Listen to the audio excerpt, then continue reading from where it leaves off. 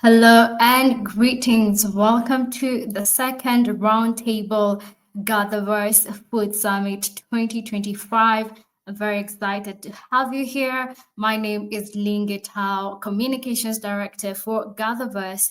And with me, I have a group of expert panelists who we are going to discuss about intelligent art, extending the art of cultivation in the age of innovation. And before that, thank you so much to the brief fireside chat with Christopher and Russell that really tackled something to do with technology. And I believe this roundtable will only go a notch higher. And thank you to the first roundtable that was so energetic and incredible. Now, allow me to introduce our panelists for this roundtable panel, and I will begin with you, Chef Mimi. Please tell us who you are briefly and what you do, and very welcome. Please, Chef Mimi. You're muted. Can you hear me? Okay. Yes. Thank you for having me. My name is Chef Mimi, and I am the founder of the Black Food and Wine Experience. We are a hyper interactive cultural event that happens every year.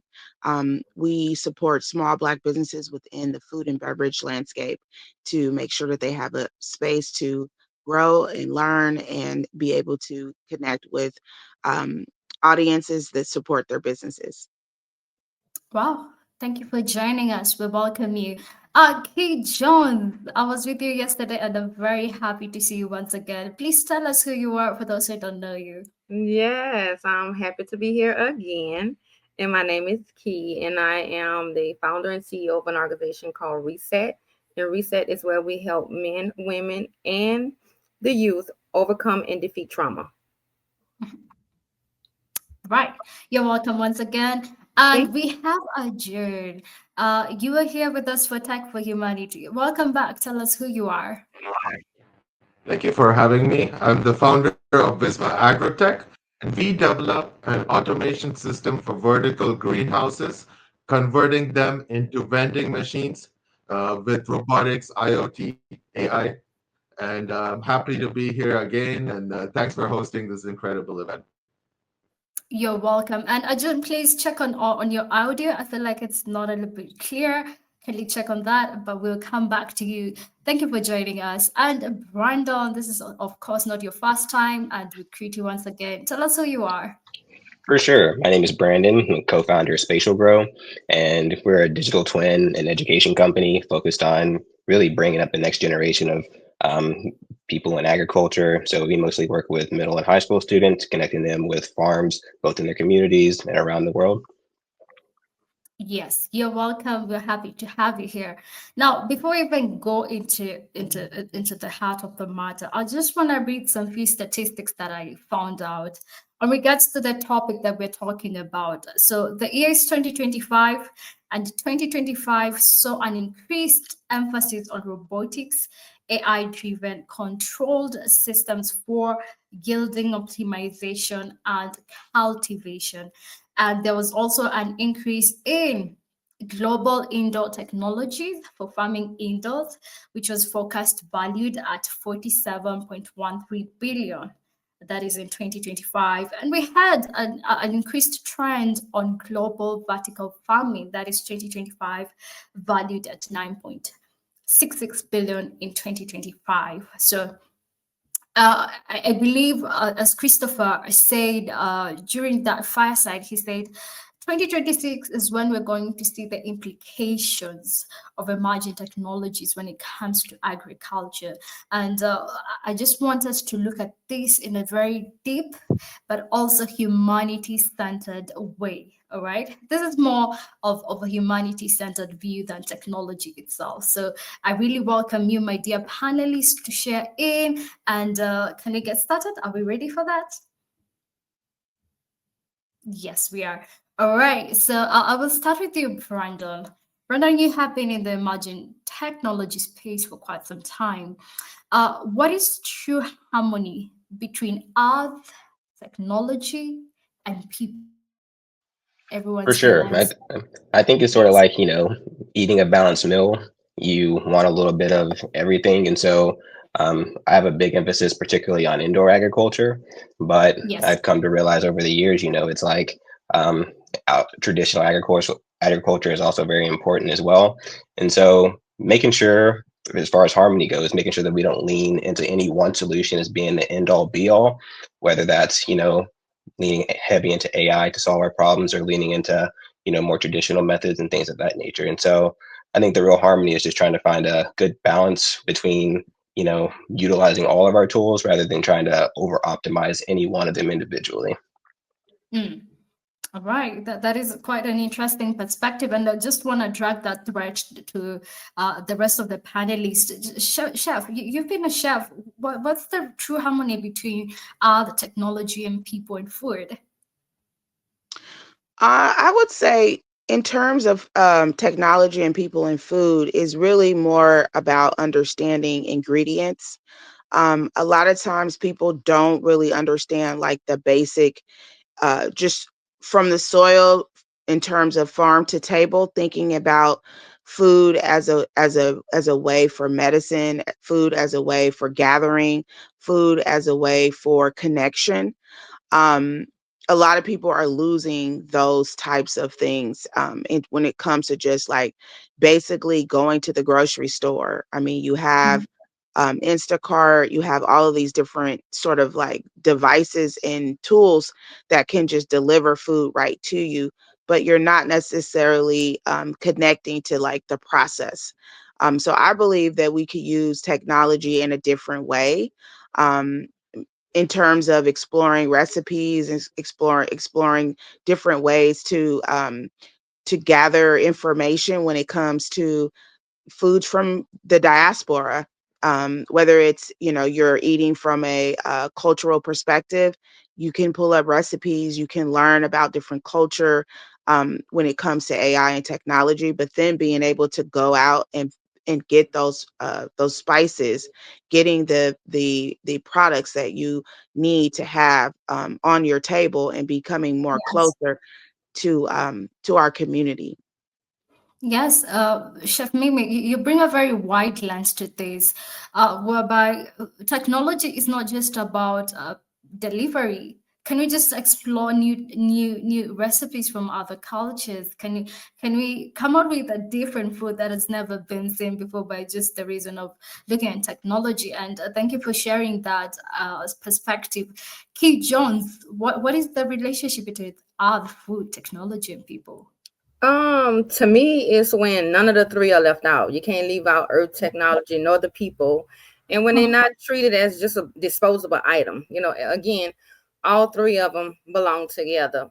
And also when you don't just treat the earth like it's a resource, and you don't treat us like it's like we just providing labor, and technology like it's just a quick fix. Like, okay, Yes. we got this. So to me, harmony looks like tech, all the technology that we have now in our hands being used to listen to the land, not dominate it. And where our farmers' wisdom and their community traditions sit at the same table as these data dashboards and all these AI models. So if the Yes. earth is if our earth is healthier and people are more nourished and tech is accountable and also transparent, that's when I say we're moving towards true harmony. That's a rich layer. That's a very perfect depiction of what a harmony is. But I just have a follow up on that.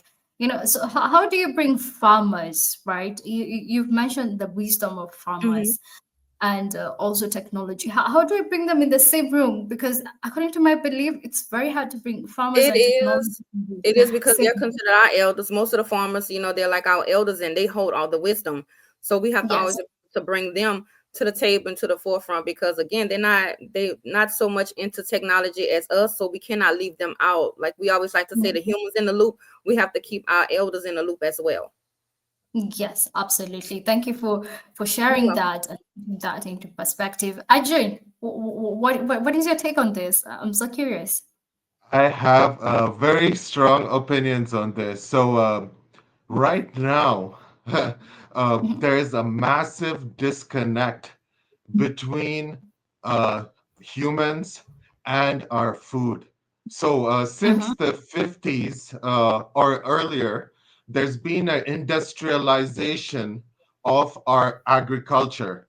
So this is not was not necessarily a bad thing because this saved us from mass starvation with our current Yes. global food supply chain.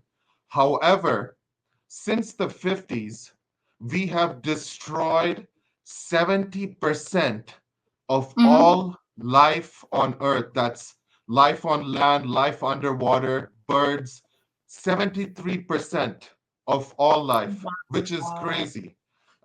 Agriculture Absolutely is crazy. responsible for 80% of the habitat destruction. 80% of deforestation is because of Mm-hmm. agriculture. Uh, Mm-hmm. and we have to simultaneously, over the next 3 decades, we have to increase our agriculture production by 70%. So we have to produce more food in the next 3 decades compared to what Yes. has been consumed by humankind today. So there is a big disconnect between people and our food.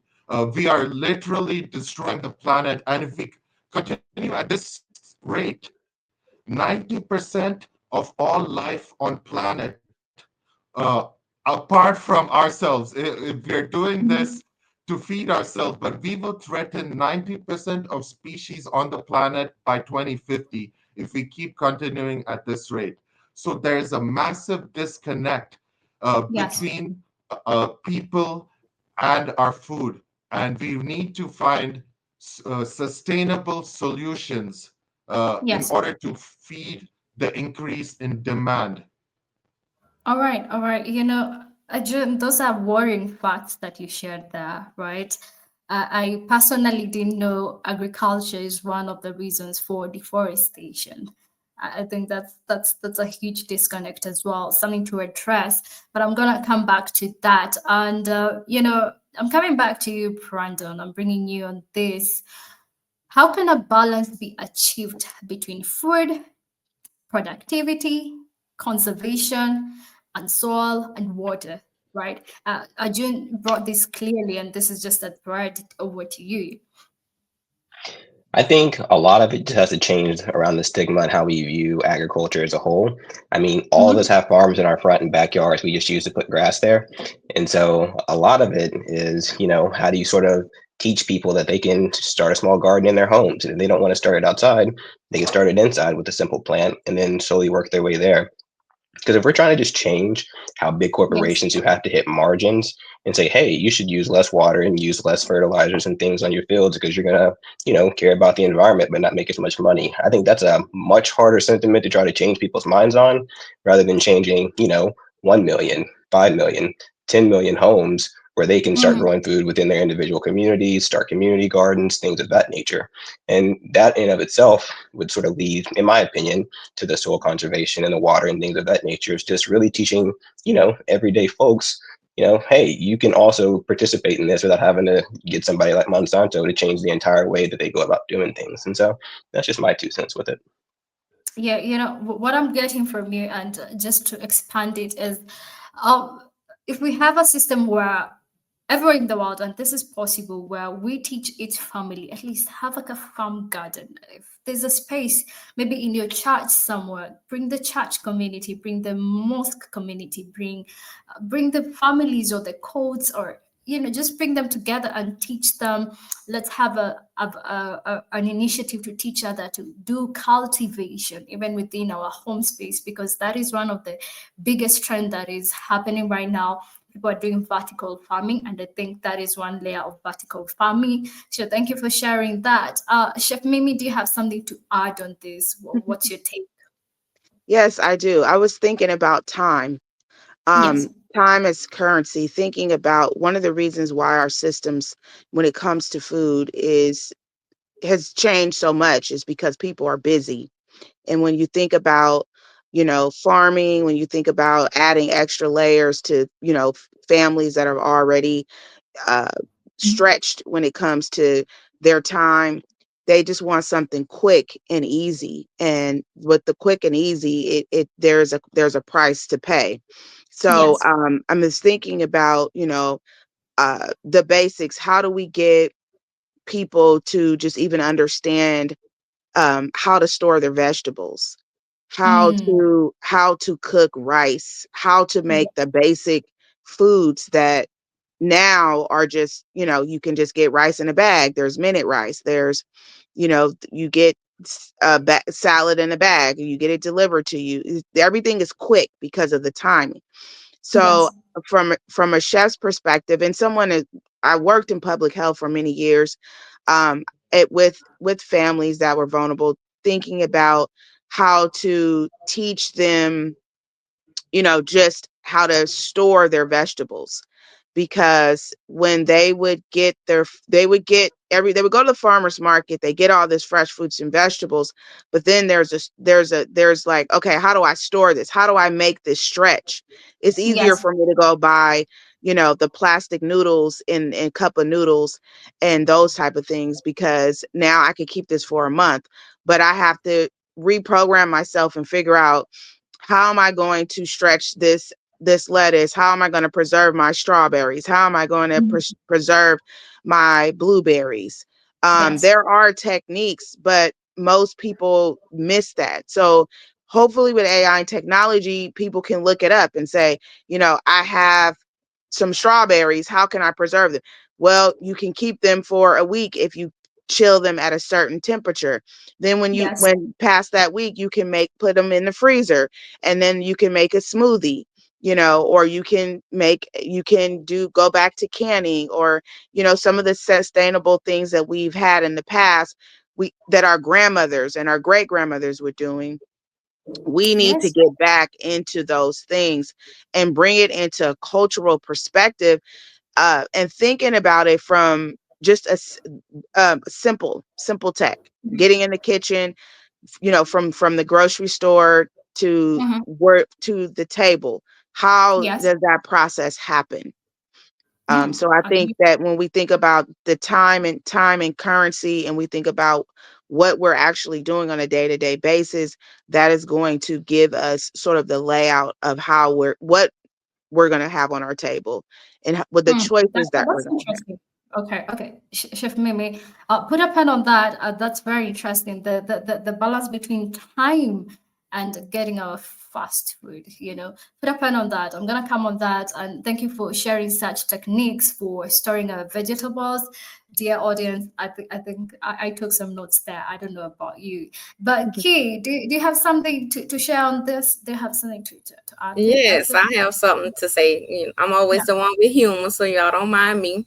But I look at it like, if we would stop treating productivity and conservation as enemies, because they're not enemies. Actuality, they married. So I just want to Mhm. put that little funny one in there for the audience, just to kind of make them understand. But to me, balance looks like regenerative practice, such as covering the crops, reduce tilling, crop rotations, becoming a Mhm. standard, and not just the afterthought. Another thing could be incentivizing farmers to protect their soil and water through subsidies, through grants, and also market access, not just telling them to do better, while they carry all the risk, but offering all of this to them. And another thing that they can possibly use is like precision tech, such as sensors and drones, also AI forecasting. And that will help reduce the overwatering, over fertilizing, and overspraying. So like every little drop in every nutrient is intentional. Yes. Also, what we can grow, we can actually grow more food and protect the soil and water when we shift the metrics from yield at any cost to yield that can last for generations. So that's kind of like the balance to me. What my highlight was when you were talking is just cultivating for generations. I remember Yes. what June just mentioned, and it's very worrying. It looks like we don't even have food for the next 10 years. And here you bring a perspective of cultivating to next generations. And June, let me bring you on this next question. And in what ways can automation enhance the lives of farmers rather than take their food, take away their livelihood? And I'll bring you this on this, Brandon, as well. But Arjun, I want to hear from you. Yeah, great question. So, right now with our system, automation has really helped agriculture to streamline a lot of processes. And I don't look at it as a negative thing. Most developed countries are facing a crisis where farmers are retiring. So I don't look at it in a sense that automation is taking away farmers' jobs. Automation is actually making agriculture more efficient, and I think automation is the solution. We were just talking about soil depletion and resource consumption, for example. Agriculture is responsible for 92% of the world's fresh water usage. And it's with the increase in food production, our freshwater resources are depleting, and Mhm. agriculture is going to demand 55% more water in the next few decades. So Yeah. we have to right now. In one example is that hydroponic systems consume 95% less water because the water is Mhm. being delivered directly to the root. So that's one example of where automation can optimize our resources in order to, and help us address the resource depletion and the increase in demand at the same time. So I don't look at automation taking the jobs Mhm. away, but I look at automation and technology as an essential solution that has to be integrated. That was beautifully highlighted. Brandon, what is your take on this? Do you think automation is really taking the farmers' jobs away? No, I don't think it's taking jobs away. And I think Key and Arjun both made good points, particularly about the precision farming that I think Key had mentioned earlier as well. As far as the water issue, I think a lot of that's based on current statistics. But, if we do have technologies like that, like she was mentioning earlier, I'm willing to bet that we could reduce that percentage down, maybe even 5 to 10%, if not more, just being able to provide the plants what they need, where they need it, and things of that nature. And so, I think the efficiencies that come with automation, sure, some of it will replace some jobs, but you're still going to have people on site. And so I think the jobs, if anything, will change rather than being replaced. And the efficiencies that you get from the benefit of automation far outweigh anything that comes from the negatives that come with it. Yeah, just to build on that, on automation, I have a case study here. I'm in Nairobi, Kenya. This is a land of tea and coffee. Majority of the tea and coffee is picked by humans. We now have automation. There are companies that are now adopting automation. That means majority of the farmers will have to go home or find something else to do. And these are farmers who have been cultivating tea, coffee for years, for generations. They have no source of income except picking tea and coffee. So, what is the alternative for such kind of perspective or scenarios? What happens? Yeah, So your some of question you. is, so your question Yeah. is, what happens when you have automation come and replace that? Is that what you're asking? Yes, yes, for such farmers. I think you turn farmers into more technicians and farmers rather than just solely being farmers, and you sort of give them the freedom to go and explore other ways that they might go and bring in Mhm. additional income. And so, again, while it replaces the farmer per se, because they don't have to technically be there, I still believe that they receive the benefits of that automation, automating the processes they would traditionally do. And back to the time point that I think Chef Mimi was talking about earlier, again, in a different kind of variant, but nevertheless, it gives them more time to go do other things, whether that is okay, how do I better store this tea or whatever it needs to be, and how do I educate the people that it's going to go to so they can do things with it that they traditionally didn't have the time to sort of pursue. And so I think it just opens up more opportunities to go do other things rather than pigeonholing them into only having to do the farming. All right, all right. That's beautiful highlighter. Thank you for sharing that. Anyone else who has something to add on this before we go to the next question? Yes, I really like to Absolutely. ask. Yeah. Yes, Go please. ahead, Key Chef Jones. Mimi. Go ahead. Okay, Key Oh, Jones and then Arjun. oh, okay. Yeah, I was just thinking about slow movement. And just moving off of time. The more seasoned farmers, I would, give them more education and tools, but not necessarily switch their job. I would add it to enhance but not take away. And then Mhm. the next generation, I would give them more education so that they can have those tools to move into the new technology without disrupting generations of, how of wealth that's being built by picking and, that their only income. Because I feel like, ancest we have to give grace to the people who started and are doing certain things, our elders, Yes. and respect, because it's going to be a little hard for them to just jump into technology.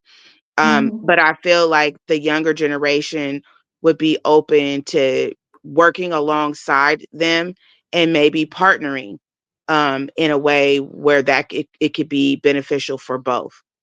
Yes, that was beautiful said.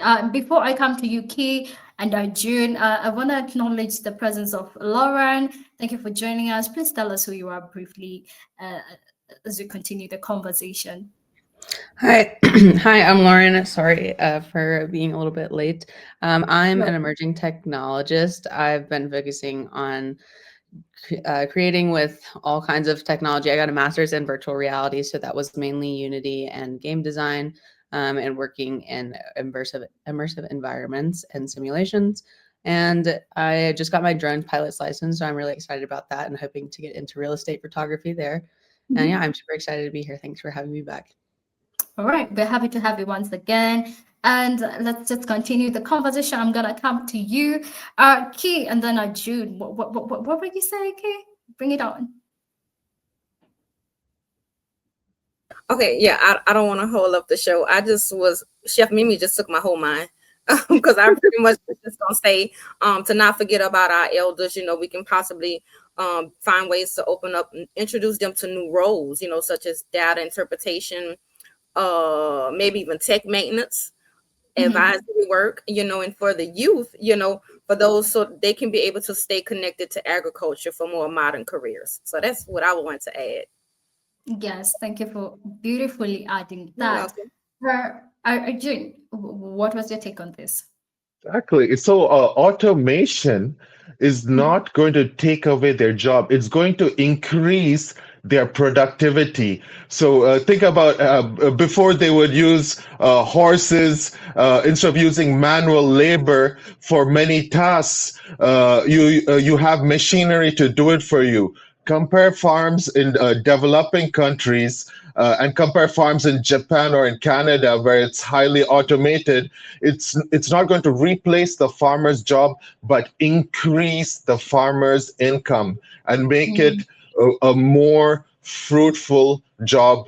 And another thing I do want to mention is that Yes. in both developing countries and developed countries, there is also a labor crisis in farming. In developing countries, like in India or Africa, you mentioned Kenya as well. A majority of the newer generation, they do not want to stay in the farms. They want to move to urban areas to different jobs. And in developed countries, majority of the farming workforce in Canada and the US, they are retiring. So there is Mm. also a big crisis in terms of future generation farmers as well. All But right. to this point, it will drastically increase their income, which would make it much more appealing. Yeah.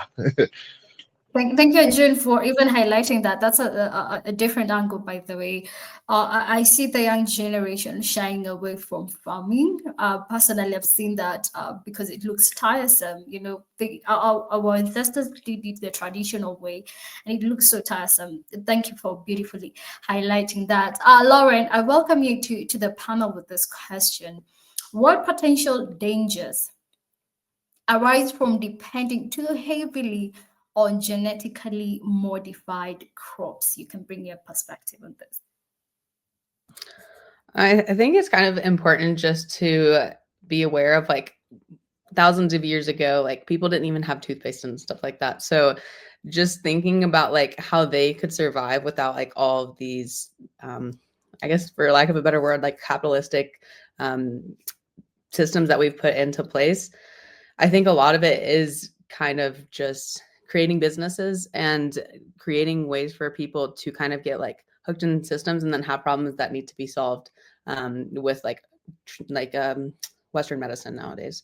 So yeah, it's interesting because like if you look at a piece of corn, like corn looks nothing like as we would see it today, where it's like Yes. big and yellow and um, yeah. So I think it's just really interesting and something that we have to really be aware of and make sure that we know where our food is coming from and we know and just are aware of what we're putting into our bodies. Yes, same as wheat. Wheat was not as big as it used to be. It is right now. So I see an evolution of food. Brandon, do you have something to add on this? I want to hear your voice. What's your take? Yeah, for sure. I think monocropping is a big issue when you have things like that. And you make perfect foods. They typically sell well and do well, and so they become widespread. And it's wonderful when they do well, but the moment you have a disease that hits those plants, you lose, uh, you know, pretty much your entire stock, depending on how saturated you are with that plant that you're growing. And so, the diversity that you have, well, the genetic diversity particularly is super beneficial by growing different kinds of plants within the same kind of, like was mentioned earlier, corn. So having multiple varieties of corn or tomatoes or whatever it needs to be. So if you do happen to have a big outbreak, you don't pretty much lose every bit of that crop, whether it's an individual farm or an entire company. So just having that flexibility is super nice by not relying particularly on GMOs. Mm, flexibility. That's a highlight. Chef, you've been a chef. Have you ever seen any difference in GMOs and what is the risk of depending on genetically modified food? I mean, we live in a food swamp here in America where there's just an overabundance of food that is produced with GMOs.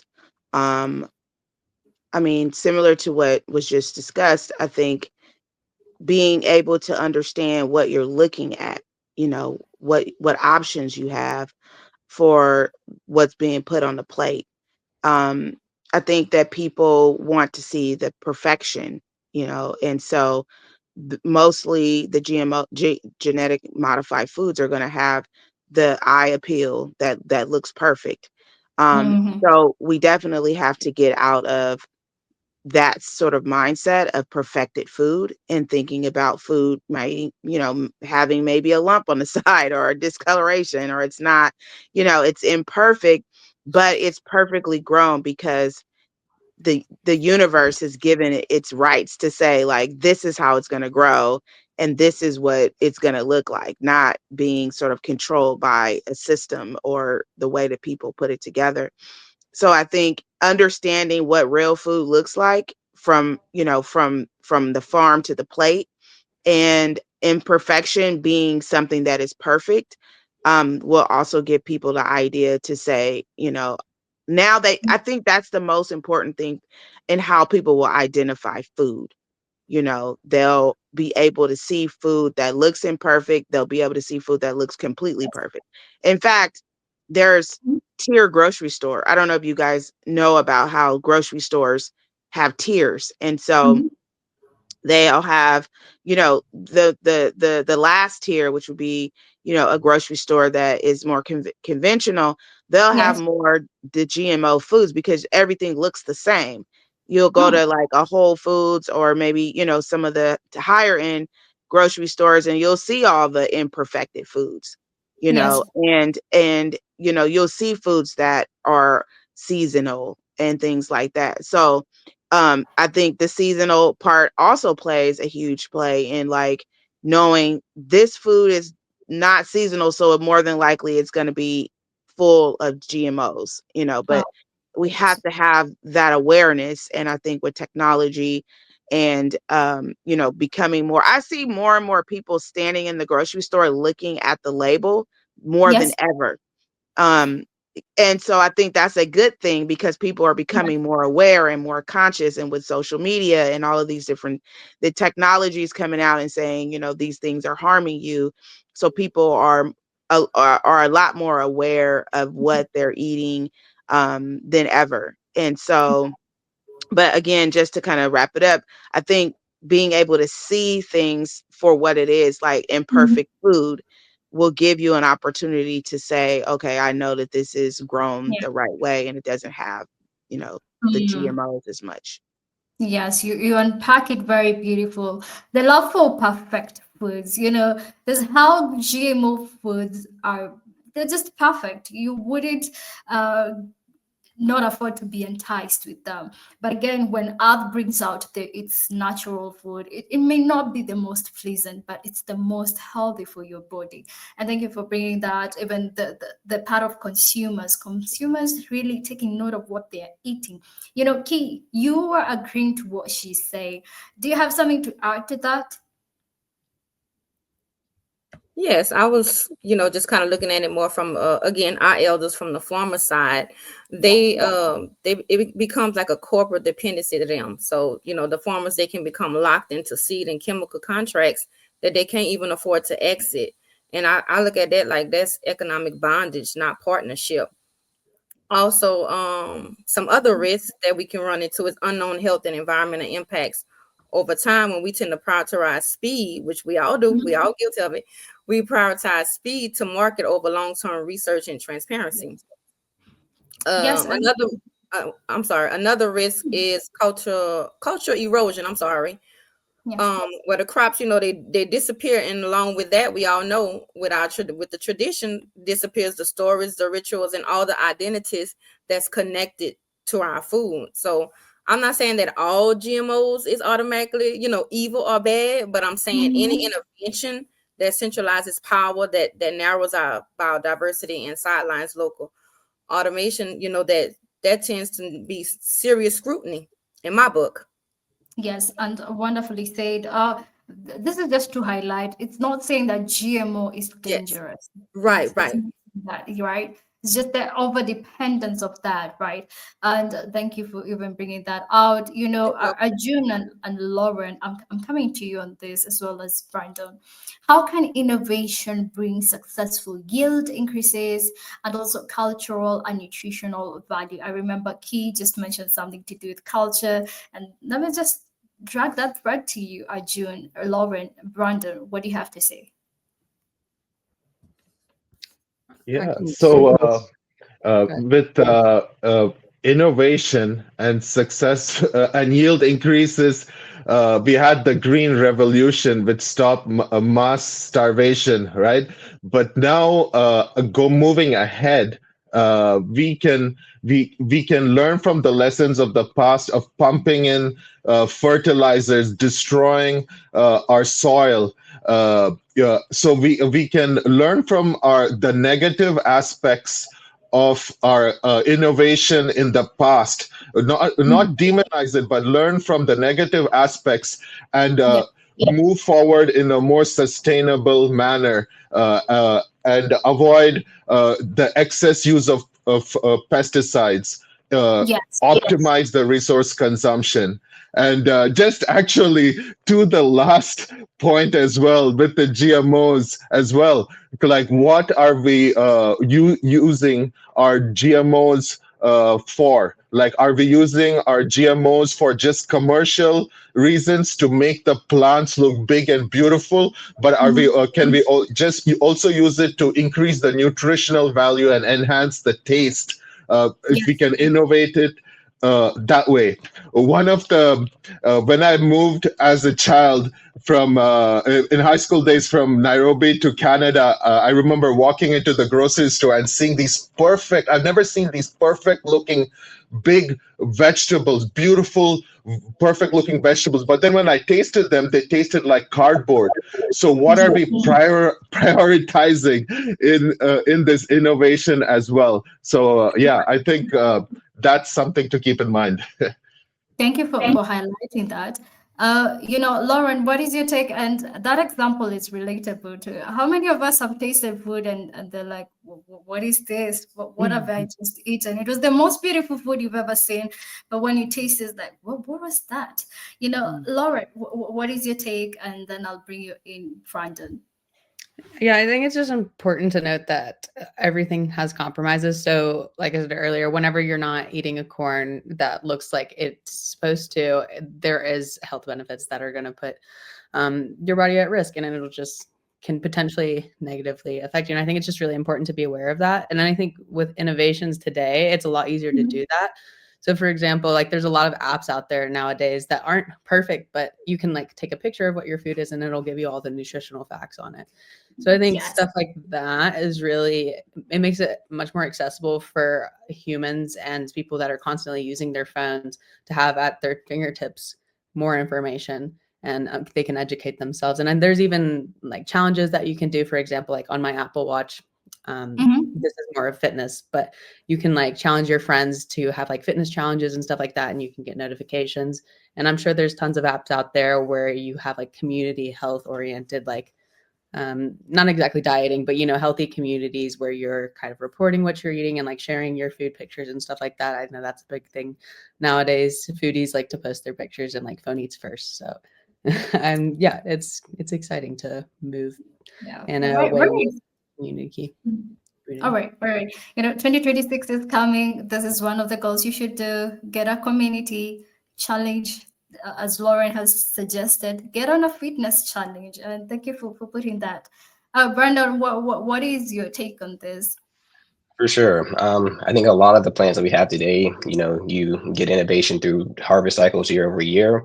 But as we have things like reinforcement learning and a lot of the new tools, you can simulate a lot of that, which is nice because you can find ideal phenotypes and genotypes from plants. But I think in doing that, you take a lot of the cultural value out of it because what you typically would, your tried and true methods of just literally observing your plant and seeing how they grow over time, the more natural process, you sort of take all of that out by optimizing longer and stronger stems, better leaf productions, and things of that nature by being able to simulate some of that. And so while it's nice to, in theory, be able to, do hundreds or thousands of years of agriculture innovation in a few days or weeks or months, you still lose a lot of the cultural benefits that you get from growing in Yes. the more traditional ways.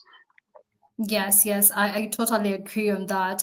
There's a lot of culture being lost along the way when we're trying to innovate and moving fast. And but let me just shift gears on.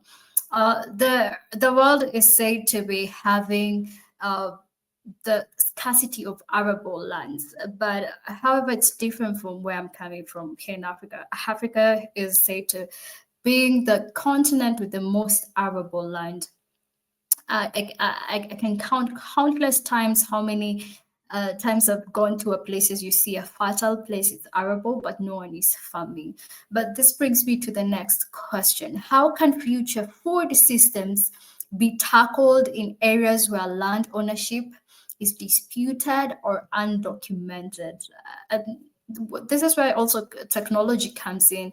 And I'm going to bring you, Brandon, on this as well as Lauren and Key. I believe you have a background or also a perspective on technology, but please, Brandon, please share what you think on this. This is a tough one, and Yeah. yeah, I'd be curious to hear what some of the other folks have because I don't even think I have a good answer on this as well. Just to, Yeah. be honest with you, I think if you're trying to establish food systems in places where you're not really sure who owns the land, how do you sort of get Yes. started in setting up any kind of real long-term plans?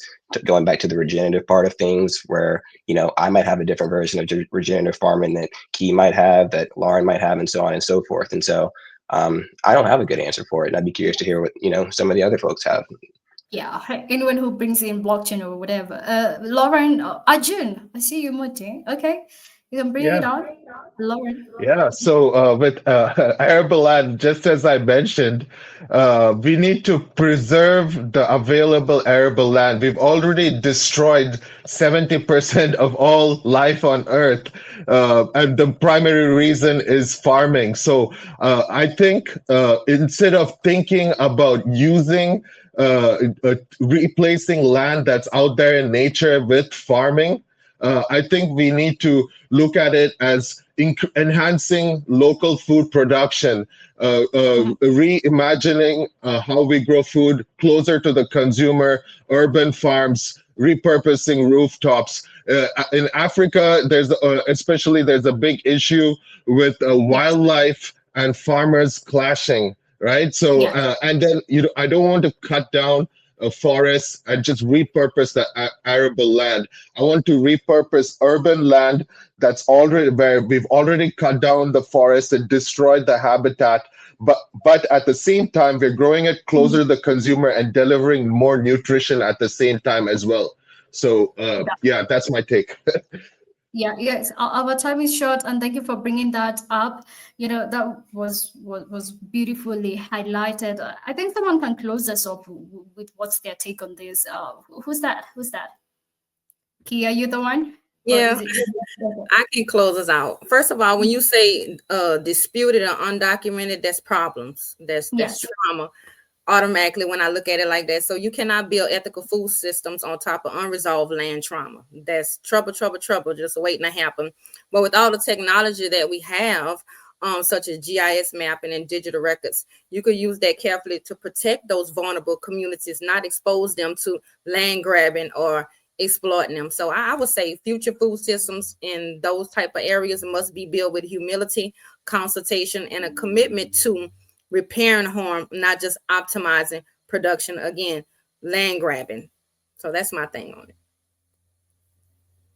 Well, thanks for that, Key. And that is it for this roundtable discussion. Up next, we're going to be having a fireside chat with myself and Amy. And this was the roundtable discussion. So thank you to all the panelists. Make sure you follow them, give them a big follow, like, etc. And that was an amazing discussion, and I gather was well. Thank you very much, panelists. You're welcome. Bye-bye. Bye. Bye. Bye.